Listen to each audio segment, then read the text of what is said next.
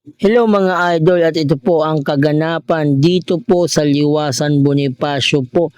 Ngayong araw po yan mga idol, July 19, 2026. So makikita nyo po idol kung gaano po karami ang tao at gaano po karami ang ayaw na pong maniwala sa administrasyong bangag na ito. At hindi lang po iyan ang kaganapan dito sa Luzon, kundi meron pa po sa Bisaya at Mindanao mga idol. Kung iisipin nyo mga idol sa ganitong mga panawagan na Marcos resign, sa dami-dami po niyan mga idol, mula umaga at hanggang gabi po yan mga idolo. Makikita nyo kung gaano po karami ang sawa na po sa pamamalakad ng Administrasyong Marcos dahil ang kanilang mga ikinukulong ay ang mga tumitestigo o nagpapaimbestiga sa anomalyang flood control project. So ano po ang masasabi nyo dito kung ikaw po ay isang rider at kung ikaw po ang totoong Pilipino na sumusuporta at kami po ay isang DRS, Duterte Rider Supporters, ay wala po kaming bayad at hindi po kami kagaya ng ibang mga vloggers na bayaran. Kung makikita nyo po, grabe, sobrang dami po niyan mga idolo. Ngayong araw po yan, July 19, 2026. Grabe, ngayon lang po ako nakaranas ng ganitong mga rally mula nung ako'y pinanganak mga idolo. So, kung kayo po ay isang OFW na hindi po sumasang-ayon sa pamamalakad ng ating administrasyon at kung dumaan po ito sa inyong wall na video, pakikalat po at pakicomment na rin po kung saan lugar po kayo nagmumula o nanggaling para malaman po natin na kahit papano, dahil po sa sobrang layo nyo, kahit man lang sa social media ay maiparating nyo ang inyong suporta dahil po sa sumusobra na po ang pamamalakad na ito. At tingnan po natin kung ano po yung mga iba't ibang mga sinasabi dito sa programang ito.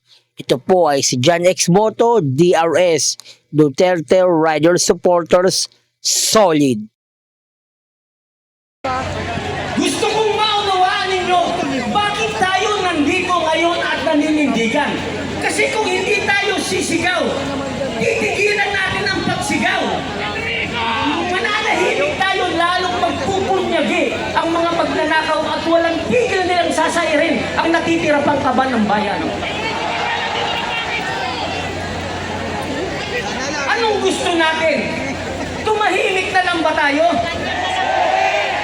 Kayong nandito, doble ng dami ng nakaraang linggo. Maiguguhit ang bawat isa sa inyo at ipagmamalaki kayo ng inyong mga anak. Sa kinabukasan, magiging parte kayo ng history ng bansang ito.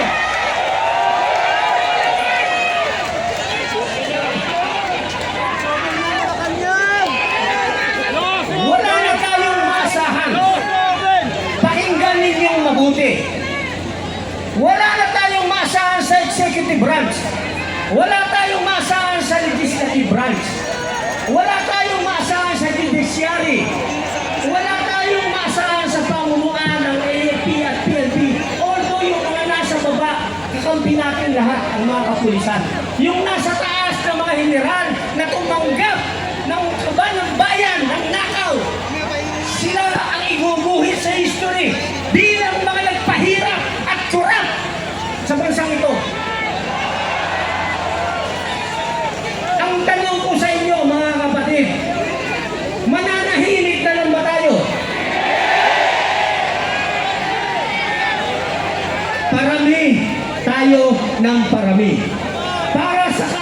ninyong lahat, merong simultaneous rally na nagaganap sa Cotabato, General Santos, at ibang lugar pa sa Mindanao at sa Cebu at sa Naga.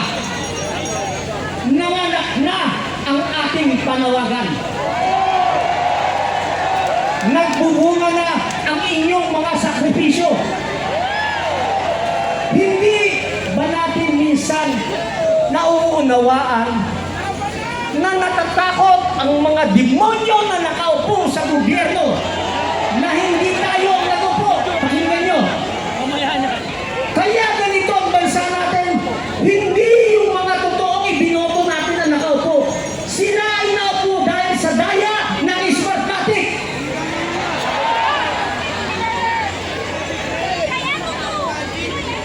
Sino ang safe sa eleksyon sa 2028 habang ganyan ang COMELEC? Wala. Walang mangyayari sa bansa natin at ako, on behalf ng United People's Initiative, nagpapasalamat sa inyo. Kayo na naninindigan at nagsasakripisyo. Kayo ang pundasyon, kayo ang dahilan para mabago ang bansa natin ito. Yan ang ipapamana ninyo sa inyong mga anak at mga apo. May ginawa tayo, may ginawa kayo para mabago ang bansa natin. Bago ako magtapos. Hindi niyo ba alam na ang takot ng mga nakaupo, bigyan natin ng maliwanag na statistic. Pagsamasamahin mo lahat ng national and local government official, ilagay mo na 2 milyon sila lahat, more or less.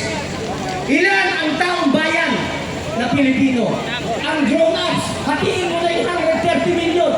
Lagay mo na lang, 120, 60 milyon yung grown-ups, kagaya natin. Nasa edad na, nasa tamang pag-iisip. 60 milyon! 60 milyon! Si Miss Kativitan, tumutulong sa atin personally. At ang iba pa, para mabuo ito, hindi naman magmukha tayong kawawa. Kawawa na nga tayo, yung gagawin nating rally, mukha pang musabos. Maraming salamat sa inyo. Mananalo tayo sa laban. Ang ikawapan natin, pilitin natin. Sa susunod na linggo, bawat isa na nandito, maghikayat kayo ng 10 lang. 10 lang. Luzon, Visayas, Mindanao, parami tayo ng parami. Habang sila pakunti ng pakunti. Bakit? Yung iba namamatay na sa sakit. Yung iba binabangungot. Yung iba ang daming karangganan. Namamatay na yung mga yan, malapit na. Wala tayong gagawin kundi ipakita. 5 million sa Luzon, 5 million sa Visayas, 5 million sa Mindanao. Ang gagawin nila, slowly, mag-i-exit yan ng bansa. Lalabas ng bansa yan. At ang gawin natin, lahat ng bahay nila na nakurakot sa bansa natin. Tinatakot lahat ng yaman na meron tayo. Pasukin natin ang bahay nila. Kuhain natin lahat ng pagkakaroon nila. Magandang hapon sa lahat.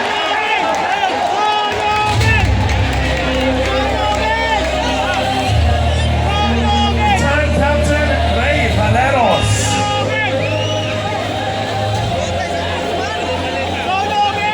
Oh, ano, opening remarks pa lang yan. Anong masasabi nyo? Anong masasabi ng taong bayan? At ano yung partner? Eto na, uulitin natin yung binigkas natin kanina. Kami ang magsasabi ng I saw the sign, kayo ang magsasabi ng tama na ang guys, Bongbong resign. Okay? Klaro? I saw the sign!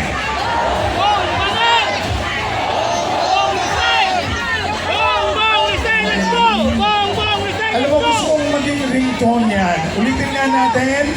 I saw Saw the sign! Palakpakan naman kasama sigawan! ituloy. At sabihin ang kanyang sanrobin, ito naman po ay nagmula sa iyo. Wala po ang mga natin, Daniel D. Rubin.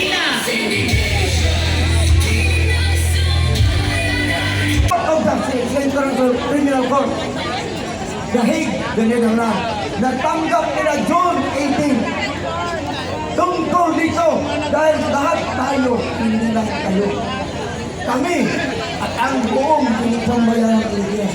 Kasama ang mga OFW, biktima sa pagnanakaw ng mga politiko.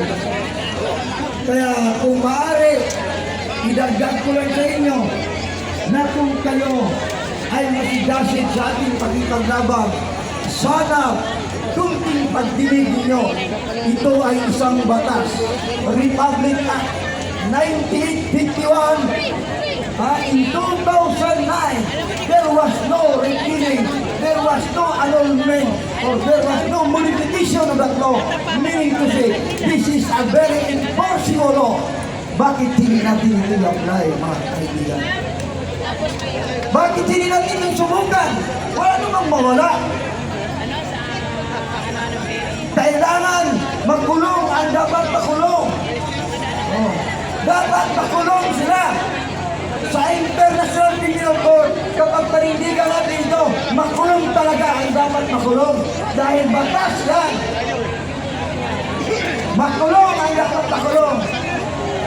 Lahat ng mga mananagot sa pagnanakaw, pagdiba ng kabundukan, pagkuha ng ating mga mineralis, pagpatakboy ng mga taong mga nakatira sa kabundukan. That is a discrimination, ha? Kailangan natin tumilos ngayon.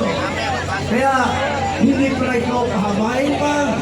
Ito ay nadagdag ko lang sa inyo na isang paraan, isang malinaw na paraan. Hindi sa dahas, so hindi sa batas. Hindi sa revolusyon, kundi sa tamang solusyon. Oh. Yun ang dapat natin gawin na sa ating solusyon. Kung papayag kayo, ito ay idadagdag natin sa ating mga hinanain ngayon. Ituloy natin ito hanggat magkaroon ang tunay na hustisya, hanggat nakulong na ang tunay na sindikato at may ang pinuno, ang mastermind ng korupsyon, matatagpuan yan. Hanggang dito na lang at maraming salamat po.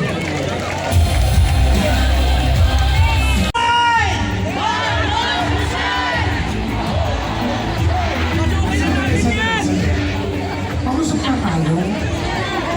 Parang may problema nga tayo. Kailangan maging maliwanag ang mga sinasabi natin. Tandaan nyo, I saw a sign, tama na ang lies. Tama na ang lies. Wrong?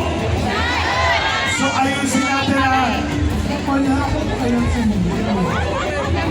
Group 1, are you ready? Sige. I saw the sign.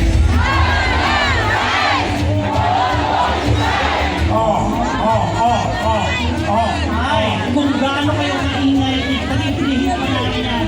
And ang group number 2, I saw the sign! Group 1, I saw the sign. I saw the sign! Sabay-sabay, I saw the sign. Yeah. Wala pa kanyang malalakas sa sarili nyo. At ito na parang upang magbigay muli ng talumpati Yes. sa atin. Wala pa naman po natin si Sikad Neil J.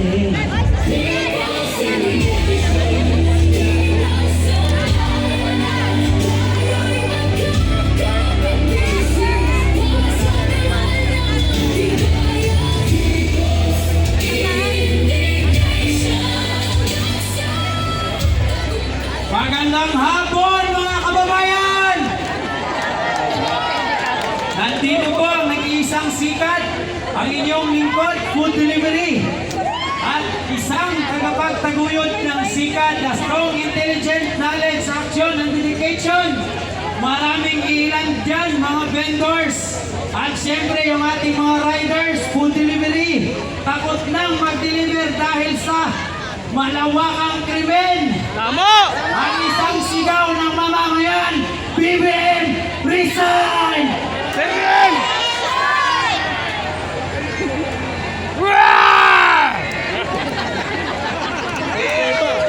Lahat ng mga mamamayan takot na dahil sa kalat-kalat na korupsyon. Hindi lang korupsyon, ang krimen kaliwat kanan. Hindi na safe ang Pilipinas. Ibababa ko lang yung helmet ko kasi bigat na ng maletang ninakaw nila. Sawa na ang mamamayan. Kailangan namin ng hustisya. Hustisya sa mga matatanda at mga kabataan na ninakawan. Hustisya! Hustisya! Hustisya! Hustisya! Hindi lang pera ng bayan ninakaw, pati na ang ating kaligtasan, pati na ang pondo ng PhilHealth. Kung magkasakit ang kapwa natin Pilipino, saan tayo tutungo? Masaya sila dahil nasa marangyang pamumuhay sila. Kay ganda ng tahanan nila, gawa sa pondo ng pera ng bayan. Mamamayang Pilipino, kabataan, matatanda, SK, sinaunang kabataan, SK, henerasyon ng kabataan, tayo na tumindig, makiisa, makilahok sa pagtitipong ito sa entabladong kaisa ng United People's Initiative. Nandito tayo para ipakita ang sigaw, upakan natin ang korupsyon. Upakan! Upakan! Upakan! Upakan! Upakan! Hindi lang doon natapos, hindi lang tayo uupak, sisipain! Sisipain! Mga kulakot, dapat sipain! Kawawa ang mamamayan. Tayo'y gutom. Sila nagpakasasa sa pondo ng bayan. Sila'y nagpakabusog sa pondo ng bayan. Ang ating kaban ay unti-unti na nilang inuubos. Ang mga proyekto ng ating pamalaan, unti-unti na nilang binibenta. Ang mga kapakanan ng food delivery at mga rider, nasaan ang aming proteksyon?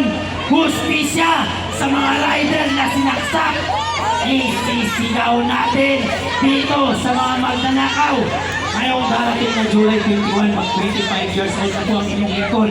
Melgy de la Cruz Matuting, mula pa sa Bukidnon, nagbisikleta, inikot ang buong Pilipinas. Ngayon, isisigaw ko, BBM, resign!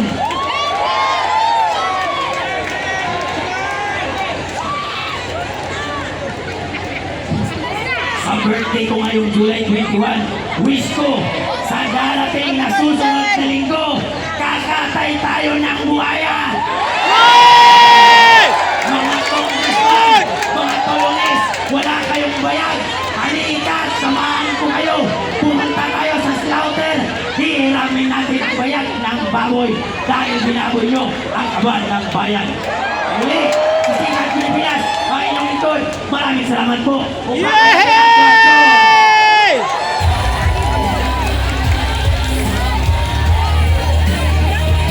Maraming salamat, Sikat Neil J!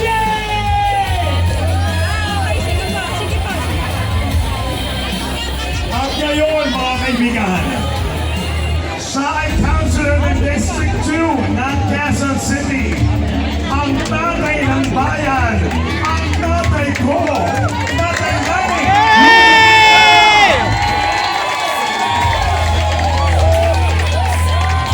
Kaya mga!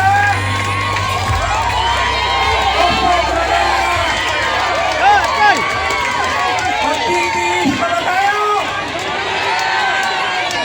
Hilig na po! ng administrasyon na isang-isa na lang maniningil na tayo. Maniningil na ba tayo?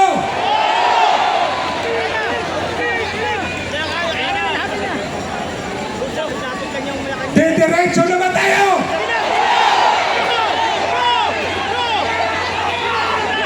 Wala nang atrasan to!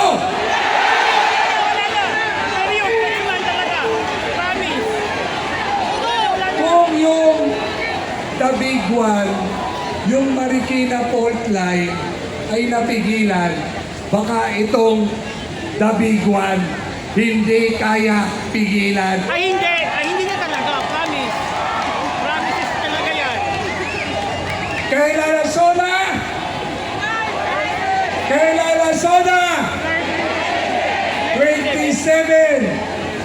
Kailan tayo magkikita-kita ulit? Didiretso na tayo! Wala nang mga kaawat sa atin! Wala na. Wala nang tawad-tawad yan na. Game na kayo! Ay dito, game na ba kayo? Eh doon sa dulo, game na ba kayo?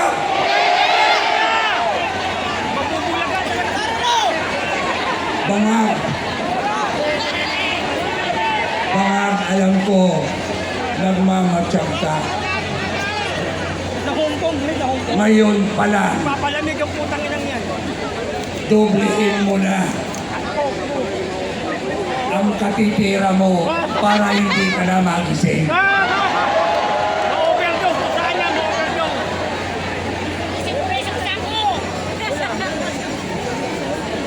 Hihintayin pa ba natin? May pag-asa ba na magagampanan nila ang impeachment?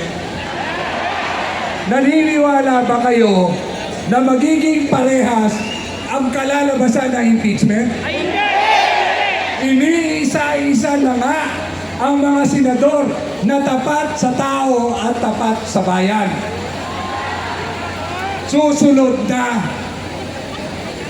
si Alan Peter Cayetano. Ay, yun na. Yan tayo, naluya. Yan tayo, naluya.